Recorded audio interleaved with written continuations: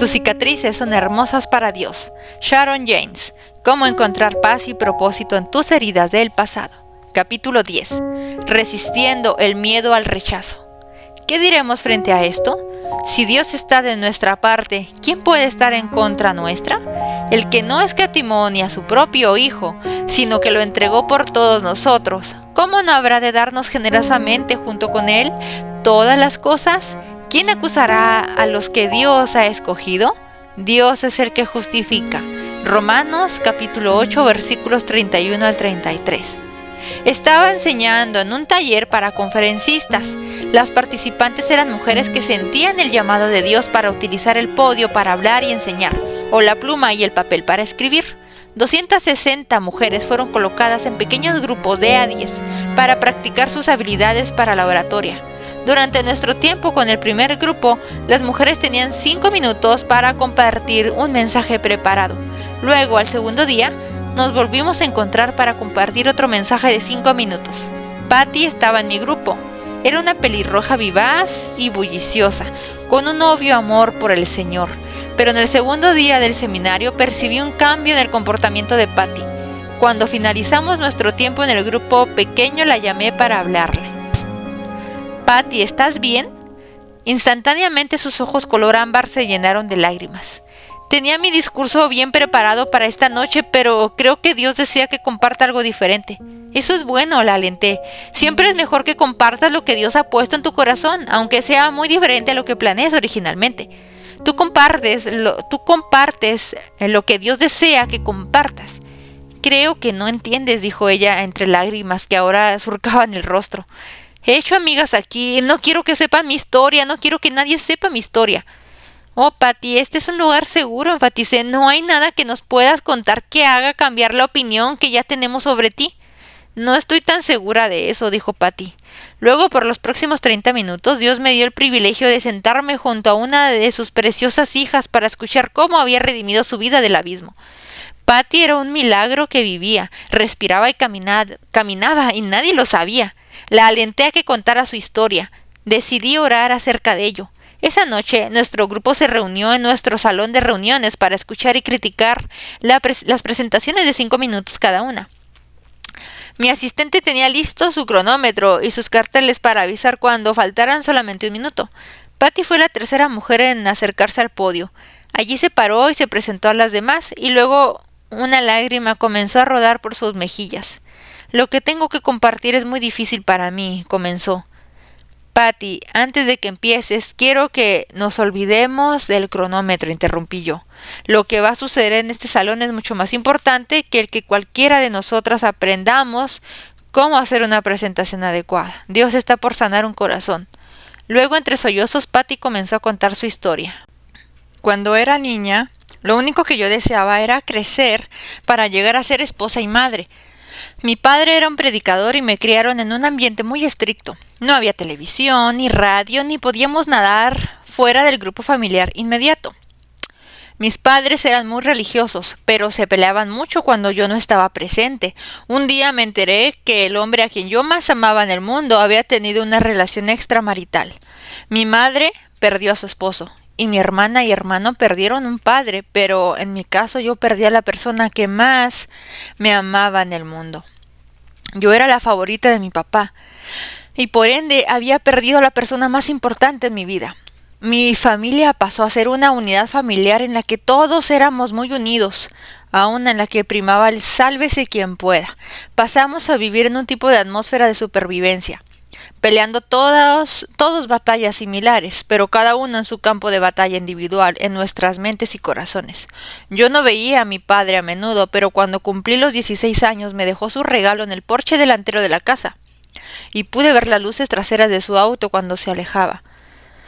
Me alentaba el ver que se había acordado de mi cumpleaños. Pero mientras las luces de su auto desaparecían a la distancia, yo sentía como que mi propia luz se iba apagando. Mis padres formaron otros matrimonios y nuevamente se volvieron a divorciar. Más adelante ambos se casaron por tercera vez. Nunca lloré, siquiera una lágrima durante todos estos años, sino que escondí mi dolor en un lugar oscuro y profundo. Yo sentía que nadie me quería. por lo que comencé a buscar a cualquiera que me aceptase y me hiciese sentir especial.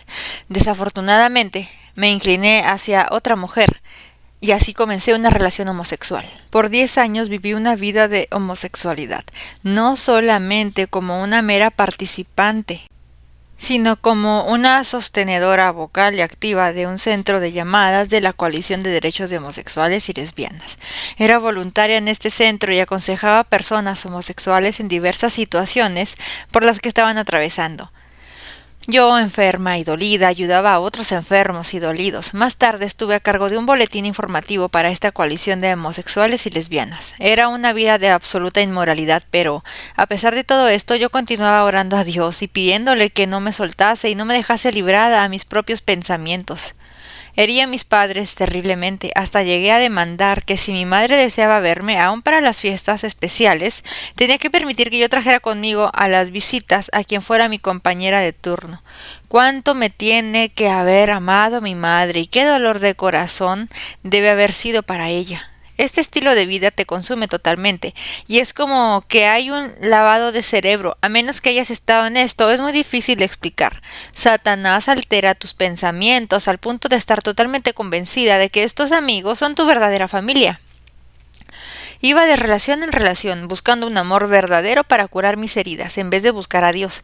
Me alimentaba de otros que estaban en la misma búsqueda equivocada. Las etiquetas de cambio de domicilio en mi correspondencia comenzaron a crecer, hasta que literalmente cubrían todo el sobre de las cartas. Aunque parezca raro, iba a una iglesia para homosexuales con la esperanza de que Dios aprobara esto que estaba haciendo, y aunque dentro de mí yo sabía que era una abominación para Dios. ¡Ay, cuán fiel ha sido Dios conmigo!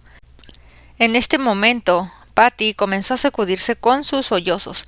Me acerqué al podio, puse mi brazo sobre sus hombros y suavemente la animé a que continuara. Me mudé a otro estado con uno de los líderes del movimiento homosexual en el área. Durante uno de nuestros retiros, todo mi grupo de amigas se volvió contra mí acusándome de mentir acerca de un determinado tema. Cada una de ellas me fue dando la espalda y me ordenaron que dejara el círculo. Este fue el rechazo final. Llorando incontrolablemente, me retiré de ahí y me dirigí hacia mi ciudad natal. No sé cómo llegué allí. Increíblemente, cuando llegué a mi casa encontré que había manejado con la goma de auxilio colocada en una de las ruedas. Pero no recuerdo haber tenido una goma desinflada, ni siquiera si alguien me cambió la goma en el trayecto. Me internaron a un centro de asesoramiento psicológico llamado Rafa para recibir atención intensiva. No me había bañado, comido, dormido, ni siquiera peinado por varios días. No respondía a las terapias. Y el personal del centro estaba preocupado, pensando que iba a morir. Luego de una semana sin cambios, alguien vino a mi habitación y dejó allí un libro, La búsqueda del significado, en mi mesa de luz. Lo tomé y comencé a leer acerca de mi vida en cada una de esas páginas. Dios me estaba hablando, y si bien yo no escuchaba a los consejeros, comencé a escuchar a Dios a través de las páginas de este libro. Y comencé a llorar y llorar y llorar, pero era ahora un llanto de sanidad. Estaba comenzando el camino de regreso. Dios tuvo que quitarme mi hogar, mi trabajo y a todas mis amistades para poder salvarme. Lo que Satanás intentaba utilizar para mal, ahora Dios está usándolo para bien. ¡Qué misericordia, qué gracia! Estoy maravillada de que Dios haya querido elegirme, bendecirme y ahora utilizarme en su reino. ¿Qué sucedió cuando Patty terminó de contar su historia? ¿Se disgustaron las mujeres presentes en el salón? ¿Estaban consternadas? ¿Pensaron que esto que habían escuchado era horrible? Muy por el contrario. Cada mujer del grupo se acercó al frente del salón y todas abrazamos en una mezcla de brazos y muchas lágrimas brillantes. Luego todas alabamos a Dios por la historia de redención de Patty y oramos a Dios para que la utilizara en gran manera para ayudar a otros homosexuales a encontrar la libertad. La vida de Patty es un ejemplo de una mujer que reveló la vergüenza de sus cicatrices y ahora está ayudando a muchos otros a romper con esas cadenas que por tanto tiempo la tuvieron esclavizada. Hoy es una hermosa joven con un marido muy masculino y apuesto y 2 hermosos hijos. Dios está utilizando a Patty para ayudar a familias con hijos pródigos viviendo al estilo de vida homosexual, alentándolas para que no pierdan la esperanza. Antes de que Patty revelara su increíble historia, yo podía imaginarme a Satanás acicateándola. No lo hagas, no lo hagas. Te van a odiar, lo vas a lamentar. ¿Quién va a querer ser tu amiga cuando sepan la verdad? Me alegra mucho ver que ella no solamente no escuchó sus mentiras, sino que también resistió al miedo al rechazo. Y, de paso, no odiamos a Patty, la amamos. Ella no está avergonzada. Ahora está libre. ¿Y quién desea ser su amiga? Pues yo. Es una mujer que se ha vuelto muy querida y cercana a mi corazón. Sus cicatrices son hermosas para mí y son hermosas para Dios. Sobrevivientes bíblicos. No tenemos más que hojear las páginas de la Biblia para ver que el sobreponerse al miedo, al rechazo, es como un hilo que corre a través del registro de la historia. Noé se sobrepuso al miedo, al rechazo, cuando obedeció a Dios y construyó el arca en la tierra seca. Abraham se sobrepuso al miedo, al rechazo, cuando dejó su tierra natal sin tener una indicación clara acerca de dónde debía dirigirse. Jacob se sobrepuso al miedo, al rechazo, cuando regresó a su tierra natal y a su hermano a quien había engañado. José se sobrepuso al miedo, al rechazo, cuando rehusó los avances sexuales de la esposa de su amo, Potifar. Moisés se sobrepuso al miedo, al rechazo, al ir ante el faraón y demandar que los israelitas fueran dejados libres. Josué se sobrepuso al miedo, al rechazo, cuando le dijo a su ejército que sus órdenes eran marchar en silencio alrededor de Jericó por 7 días. Ruth, la moabita, se sobrepuso al miedo, al rechazo, cuando comenzó a recoger las espigas en los campos de un judío. Samuel se sobrepuso al miedo, al rechazo, cuando la gente decidió que quería un rey en vez de Dios para que los gobernara. David se sobrepuso al miedo, al rechazo, cuando se ofreció para enfrentar a Goliat. Sadrach, Mesach y Abednego se sobrepusieron al miedo, al rechazo, cuando rehusaron inclinarse y adorar al rey Nabucodonosor. Esther se sobrepuso al miedo, al rechazo, cuando se presentó delante del rey para pedir por la vida de su gente. Todos y cada uno de los profetas se sobrepusieron al miedo, al rechazo, cuando proclamaron el mensaje de juicio por parte de Dios a su pueblo. Cuando llegamos a la última página del Antiguo Testamento y miramos en el Nuevo, vemos el mismo patrón de valentía. Jesús, sus discípulos, Pablo y el creciente cuerpo de creyentes. Todos se enfrentaron y tuvieron que superar este miedo al rechazo. La actitud de Pablo era: para mí el vivir es Cristo y el morir es ganancia. Filipenses 1:21. No importa lo que los otros piensen. Si Dios está de nuestra parte, ¿quién puede contra nosotras? ¿Quién acusará a los que Dios ha escogido? Dios es el que justifica. Romanos 8:31 y 33. Por supuesto, el rechazo mayor ocurrió cuando nuestro Señor y Salvador tuvo que colgar de una cruz romana, despreciado y rechazado por los hombres. Isaías 53:3. Pero Jesús se sobrepuso al miedo al rechazo y el resultado fue glorificación. Él sabía que la cruz era inminente, justo antes de que fuese arrestado. Jesús oró con sus discípulos: Padre, ha llegado la hora. Glorifica a tu Hijo para que tu Hijo te glorifique a ti. Juan 17:1. No mencionó su rechazo y muerte en la cruz que le esperaban. Él oró que Dios fuese glorificado. Eso era lo primordial en su mente y en su corazón. De la misma manera, yo creo que podemos sobreponernos al miedo y al rechazo cuando lo primordial es en nuestras mentes y en nuestros corazones es glorificar a Dios. El apóstol Pablo enfrentaba el rechazo a cada momento. En su primera carta a los tesalonicenses, él escribió: y saben también que, a pesar de las aflicciones e insultos que antes sufrimos en Filipos, cobramos confianza en nuestro Dios y nos atrevimos a comunicarles el Evangelio en medio de una gran lucha. Nuestra predicación no se origina en el error ni en malas intenciones, ni procura engañar a nadie. Al contrario, hablamos como hombres a quienes Dios aprobó y les confió el Evangelio. No tratamos de agradar a la gente, sino a Dios, que examina nuestro corazón. Primera de Tesalonicenses 2, versículos 2 al 4. Ya sea que compartamos el Evangelio o las cicatrices de nuestro pasado, siempre va a haber algunos que no nos aceptarán. Ciertamente no somos mayores que los profetas del Antiguo Testamento o los discípulos del Nuevo. No todos estaban gustosos de oír lo que ellos tenían para decir, pero proseguían hacia la meta a través de los miedos y caminaban en fe. A ello se debe que tengamos el Evangelio tan accesible en estos tiempos. El hombre que dijo que no. La mayoría de los hombres y mujeres en la Biblia se encuentran allí por haberle dicho sí a Dios. Empero, hay algunos personajes muy coloridos que se encuentran en la Biblia por su propensión a decir que no. Jonás es uno de ellos.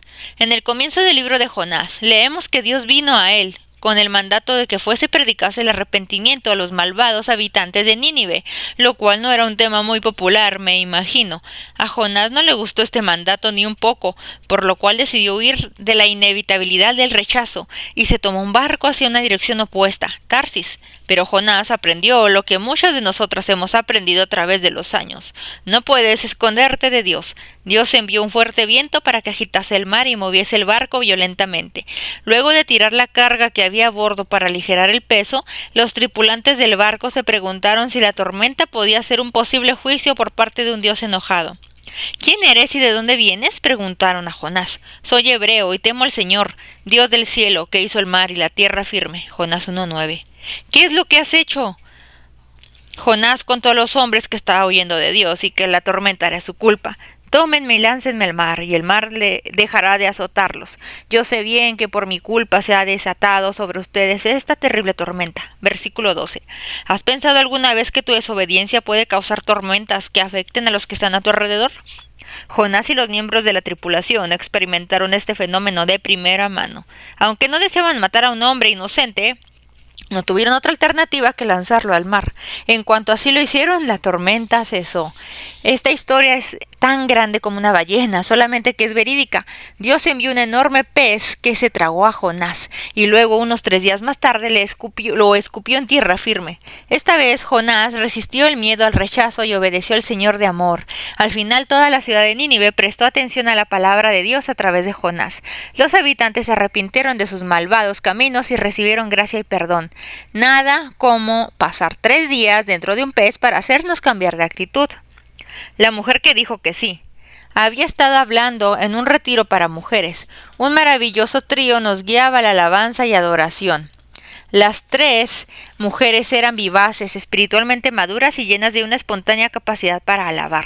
Hacia el final de la segunda sesión, compartí con las mujeres presentes acerca de no tener vergüenza de nuestras cicatrices y de utilizar nuestro pasado para ayudar a otros a reconocer el poder sanador de Jesús en nuestras vidas. Luego del cierre, una de las mujeres del grupo de alabanza se alejó un poco del grupo, que se había congregado acerca de una cruz de madera en el centro del escenario, pero quedó lo suficientemente cerca mío como para que yo pudiera ver que había lágrimas en sus ojos color castaño oscuro. Marita, le susurré mientras la guiaba a un banco vacío. ¿Qué está pasando en tu corazón en esos momentos? Sharon, lo que dijiste acerca de no tener vergüenza de nuestras cicatrices realmente me impactó. Creo que Dios me está diciendo que he estado escondiendo la verdad por demasiado tiempo, me contestó. ¿Qué verdad es esa? Como ves, yo canto en este grupo de alabanza, viajo por todo el país ministrando a otras personas, pero nadie conoce mi historia. Bueno, algunos saben parte de ella. La mayoría de la gente cree que soy una buena mujer, que va a la iglesia y que ha vivido una vida sin mancha, me explicó. ¿Y no es ese el caso? No, no es así. ¿Puedes contarme sobre esto? En los siguientes minutos, Marita reveló una historia bien guardada de dolores del corazón, decepciones, traición y mucho dolor. Estuve divorciada 2 veces. El hombre con el que me casé ahora es mi tercer esposo. La mayoría cree que es mi único esposo. Fui criada en el noroeste de Arkansas. Crecí en la vida de la iglesia y mis padres eran cristianos con una fe sólida como una roca. Cuando me fui a continuar mis estudios universitarios, conocí a un maravilloso joven que me trató como una princesa. Estábamos en un colegio bíblico y cantábamos juntos en un grupo musical cristiano. Admito que no estaba totalmente enamorada de él, pero de su parte no había nada que no estuviese dispuesto a hacer por mí. Parecía ser la pareja perfecta para mí. Cuando me pidió que nos casáramos, me pareció tonto decir que no. Él era todo lo que yo hubiera podido soñar. El día antes de la ceremonia dijo que no quería verme. Me pareció extraño, pero no le presté mucha atención. Nuestro casamiento fue como un cuento de hadas con mi hermoso vestido blanco, los varones del cortejo vestidos de negro y las damas acompañantes eran en hermosos vestidos color rosa. Mi abuelo celebró la boda. Todo fue perfecto, pero lo que no sabía era que los votos de mi esposo eran una farsa. Cuando llegamos a nuestro destino para pasar la luna de miel, mi esposo de unas pocas horas se volvió hacia mí y me dijo: Marita, no tendría que haberme casado contigo, no te amo y nunca te he amado. Los planes ya estaban demasiado avanzados para que yo rompiese contigo antes de la boda. Todo esto fue una total sorpresa, pero en cuanto pude recuperar mis sentidos, comencé a gritarle y a golpear su pecho. ¿Cómo puedes hacer esto? ¿Por qué te casaste conmigo? ¿Por qué no interrumpiste los planes? ¿Qué voy a hacer ahora? El resto de la luna de miel es un recuerdo borroso. Yo estaba totalmente destruida. El matrimonio no duró mucho. No regresamos al colegio bíblico. En vez de ello, mi esposo aceptó un trabajo como un ministro de música en una iglesia. En los siguientes 12 meses cambió varias veces de trabajo y en realidad dependía de mí para sostenernos como familia. No tardamos mucho en firmar los papeles de divorcio y nuevamente regresé a vivir con mis padres. Con solamente 20 años yo ya estaba divorciada, algo que jamás imaginé que me sucedería a mí. El enojo y el resentimiento se convirtieron en mis compañeros constantes. Yo sentía que había vivido una vida que agradaba a Dios y hasta me había casado con el tipo de hombre que Dios podía aprobar. ¿Y esta era mi recompensa? Durante este tiempo un compañero de trabajo trabó amistad conmigo. Era 10 años mayor que yo y estaba en una posición económica que le permitía llenarme de regalos y atenciones. Su interés me sacó de este pozo oscuro y su promesa de un futuro brillante me dio esperanza. Un año después de mi divorcio me volví a casar. La vida parecía buena por un tiempo, pero luego este esposo número 2 fue arrestado por malversación de fondos. El abogado fiscal demandó que se mudara a otra zona, de lo contrario iba a tener que enfrentar cargos criminales. Por ello, recogí todas nuestras pertenencias y nos mudamos a unas 2 horas de mi ciudad natal. Luego de haber sido arrestado, Don comenzó a beber mucho. Una noche mi más grande temor se convirtió en realidad cuando me golpeó brutalmente. Un vecino escuchó los gritos y alaridos y en ese momento las cosas fueron de mal en peor. La noche que me apuntó con un revólver fue la noche en que finalmente lo dejé. Aunque luego de este incidente ambos buscamos consejería matrimonial, él no quería dejar de beber. Entonces llegó el momento en que finalmente pedí el divorcio. Durante todo el siguiente año, lo que hice fue dormir. Volví a mudarme a casa de mis padres y en los siguientes 12 meses iba a trabajar y luego regresaba a casa y dormía. Esa era mi existencia. Estoy segura de que mis padres estaban muy atribulados y avergonzados, pero nunca me lo hicieron saber. Fueron maravillosos y me amaron a través de todas estas circunstancias. Marita, le pregunté, ¿qué edad tenías en ese tiempo? 25 años. Bueno, ahora sé que tienes un buen esposo. ¿Cómo sucedió eso? Daryl y yo fuimos compañeros del primero al 6º grado. Una amiga de la iglesia le contó que yo había regresado a la ciudad. Él me dijo que me había amado desde que tenía 12 años, pero no estoy segura de eso. Por primera vez vi asomarse el dejo de una sonrisa y lucecitas en los ojos de Marita. Supe que había un final feliz para esta historia. Daryl y yo salimos juntos por 18 meses y varias veces me pidió que nos casáramos, pero yo estaba tan envuelta en mis miedos, había fallado 2 veces. Finalmente un día dije que sí. Hemos estado casados 26 años y tengo 2 preciosos hijos, uno de 22 y otro de 16 años. Marita, ahora que me has contado tu historia, ¿qué crees que Dios desea que hagas con ella?, le pregunté. No estoy segura, pero no creo que Dios desee que la esconda más. Mucha gente no sabe que he estado divorciada una vez, y mucho menos 2. Pero estoy empezando a ver que Dios puede utilizar mi historia. Hay tantas mujeres en las iglesias que están dolidas y creo que les puedo mostrar que hay esperanza. Toda mi vida he estado preocupada por el qué dirán. No solamente eso, me ha preocupado lo que pueden pensar acerca de Dios si supieran que Dios permitió que yo pasase por tales dolores del corazón. Me parece que he estado tratando de protegernos a ambos. Luego de nuestra conversación, alenté a Marita a que orase para que Dios le mostrara lo que podía hacer con su historia de redención. Varios meses más tarde volví a escuchar de ella. Bueno, Sharon, conté mi historia esa noche, dijo Marita con una voz en la que había energía. ¿Cierto? ¿Qué pasó? Yo tengo a mi cargo un grupo de jóvenes casadas y estamos estudiando la batalla de toda mujer. En el libro hay una historia de una mujer que logró desprenderse de su pasado y abrazar la victoria. En vez de leer esa historia, les conté otra. Al final les dije que la mujer de la historia era yo. Estaban muy conmovidas. Una me dijo: no puedo creer cuánto amas al Señor y cuán positiva eres constantemente. Parece increíble que hayas sufrido tanto y aún así puedas mantener una sonrisa en tu rostro y en tu corazón.